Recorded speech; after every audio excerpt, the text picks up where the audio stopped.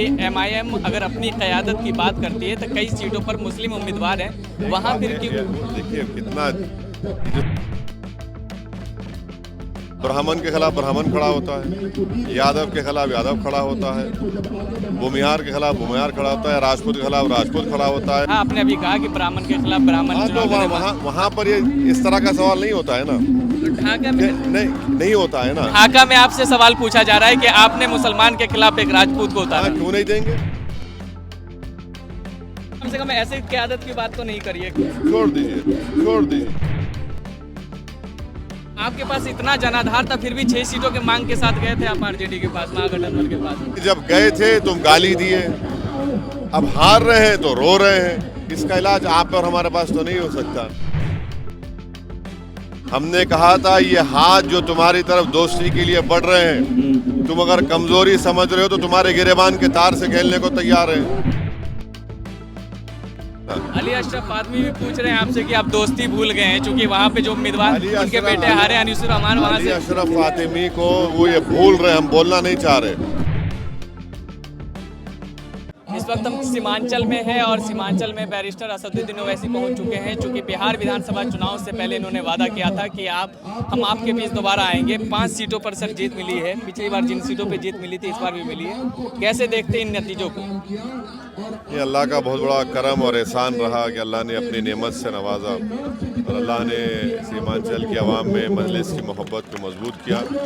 हम शुक्रिया अदा करते हैं सीमांचल की आवाम का, बिहार की आवाम का, जो हमको वोट दिया हमारे पार्टी के कैंडिडेट्स को।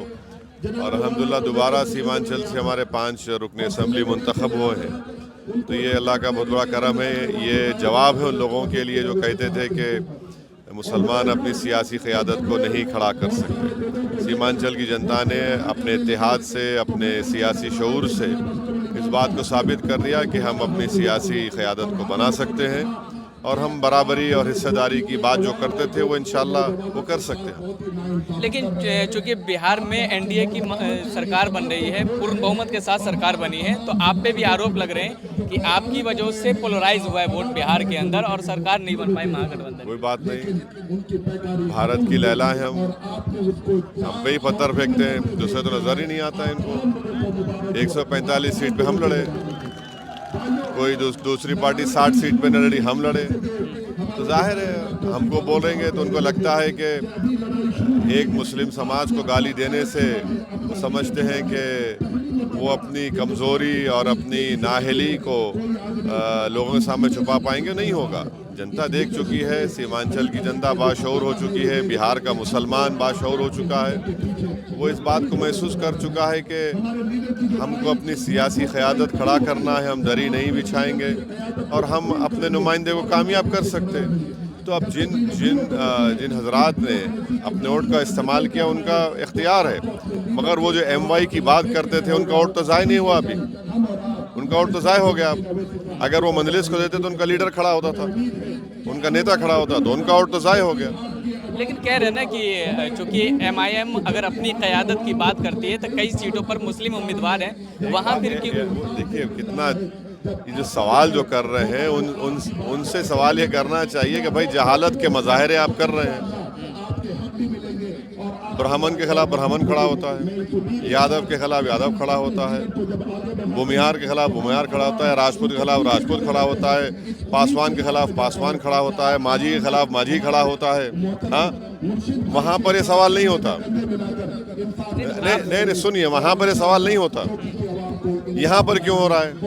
फ़र्क ये है कि मुसलमान की जब आप बात कर रहे हैं, ये एक आज़ाद क़यादत को खड़ा करने की बात अख्तरुल ईमान की लीडरशिप में हो रही है। और आप अगर कामयाब भी हो गए तो आप तो बेनामी की लीडरशिप होंगे, आप तो मुँह ही नहीं खोल पाएंगे।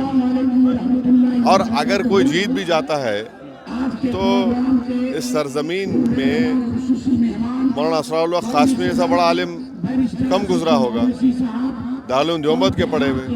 ट्रिपल तलाक के बिल में मौलाना आज जिंदा नहीं है, अल्लाह उनकी मग़फ़िरत करे। उन्होंने वीडियो जारी किया कि मेरी पार्टी ने बोलने नहीं दिया। अब इसका क्या जवाब देंगे आप बोलिए? तो ये और मजलिस में फ़र्क ये है कि मजलिस बेबाक तरीक़े से मज़लूम और कमज़ोर अवाम की तकालीफ और मज़ालिम को खुल कर बोलती और लड़ती भी है। ये लोग तो सिर्फ इसी नाटक कर रहे हैं। एम वाई में क्या हासिल हो रहा है? क्योंकि आप पे ये कहा, आपने अभी कहा कि ब्राह्मण के खिलाफ ब्राह्मण हाँ, तो वहाँ पर ये इस तरह का सवाल नहीं होता है ना। तो ढाका में नहीं होता है ना। ढाका में आपसे सवाल पूछा जा रहा है कि आपने मुसलमान के खिलाफ एक राजपूत को उतारा। क्यों नहीं देंगे? संविधान इजाज़त देता है, संविधान इजाज़त देता है, बराबर देता है, देंगे हम। एक नहीं, 4 हमने खैर। तो कह रहे कम से कम ऐसी क़यादत की बात तो नहीं करिए, कह रहे हैं। कौन सी क़यादत की बात कर रहे हैं जो गुमनाम, बेजुबान और अंधी हो जाती है? अगर इसको क़यादत बोलते हैं तो फिर सीमांचल में बिहार सरकार का डेटा या सर्वे बोलता है कि 2630 रुपये की माहाना आमदनी है। 50% तो उसमें कर्जदार हो जाते हैं। आपने क्यों मुँह नहीं खोला? अगर आप लीडरशिप की बात करते हैं तो तेजस्वी जब उप मुख्यमंत्री थे सिवान में, एक 8 साल का बच्चा 4 दिन जेल में रहा बड़े लोगों की और 2 दिन पुलिस कस्टडी में रहा, मुँह नहीं खोल सके। अगर ये लोग लीडरशिप की बात करते हैं तो ट्रेन में एक रेलवे प्रोटेक्शन फोर्स के आदमी ने एक साहब को मारा था मधुबनी के, एक हैदराबाद के मरने वाले थे, उनको हमारी मजलिस की नुमाइंदगी पर उनको 2 BHK फ्लैट मिला और एक्सग्रेशिया मिला। यहाँ पर ये लोग क्या कर सके? तो लीडरशिप होना चाहिए, वो मजलिस मुहैया कर रही है और कोशिश कर रही है। तो आपके पास इतना जनाधार था, फिर भी 6 सीटों के मांग के साथ गए थे आप आरजेडी के पास, महागठबंधन के पास गए थे, नहीं समझे, अब रो रहे हैं। अब रोने से फायदा क्या है?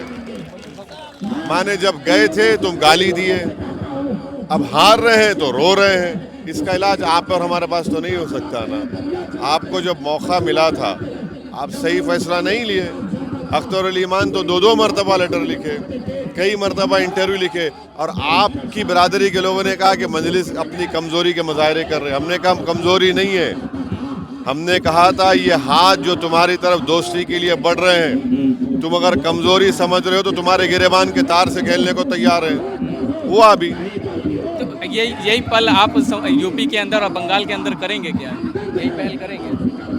देखेंगे क्या होता है। यूपी में तो हमारी बहन पल्लवी पटेल के साथ हम लोग मिलकर काम कर रहे हैं, कोशिश करेंगे।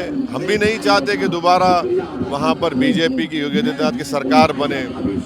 तो अब ये बोझ जो है ना उठाने का, बीजेपी को हराने का, ये अकेला मुसलमान नहीं उठा सकता, ना उठाना चाहिए। ये बोझ सबको उठाना चाहिए। ये तो नहीं हो सकता ना कि मैं तुम्हारी पार्टी का एक कूली हूँ। मुसलमानों का हाल क्या है? कभी आप चाय पीते तो प्लास्टिक के कप में चाय डालते और पीकर प्लास्टिक कप को फेंक देते। हमारा हाल वो करके रख दिए। ये तो नहीं हो सकता है ना। अली अशरफ फातमी भी पूछ रहे हैं आपसे कि आप दोस्ती भूल गए हैं, क्योंकि वहाँ पे जो उम्मीदवार उनके बेटे हारे अनीसुर रहमान, वहाँ से अशरफ फातिमी को वो ये भूल रहे, हम बोलना नहीं चाह रहे। उनका बेटा MBBS कहाँ पर पढ़ा? अली अशरफ फातमी ये पूछ रहे हैं कि उनके दोस्त के कितने बच्चे पढ़े हमारे पास। बिहार के ही उनके दोस्त थे, नाम नहीं लेना चाहेंगे। अशरफ अली फातिमी साहब जो बोल रहे हैं ना, हम भी बहुत बोल सकते हैं, उनको और शर्मिंदा कर देंगे हम, तो वहीं पर रुक जाए। उनकी पार्टी में उनकी कोई इज्जत अहमियत नहीं है। हम उनसे कह रहे हैं कि आ जाइए मजलिस में, आपको पूरा मान सम्मान मिलेगा। अब मजलिस में बुला रहे हैं, अब आ जाइए। क्या मिलेगा आपको वहाँ पर? क्या आप तो कुछ नहीं कर सकते ना वहाँ पर, सिवाय हमको गाली देने के। आ जाइए मजलिस में, कुछ काम करिए, कुछ काम करिए। दीन दुनिया में अल्लाह आपको फ़ायदा देगा, उरूज देगा इंशाअल्लाह। वहाँ कह रहे क्या फ़ायदा क्या है? अगर आप दोस्ती की बात कर रहे हैं तो आ जाइए। क्या करेंगे वहाँ पर? आप कुछ नहीं कर पाएंगे। जब वो JDU में थे हम अच्छे थे, जब बहुत है, क्या बोलेंगे, छोड़ दीजिए। चलिए बहुत बहुत शुक्रिया।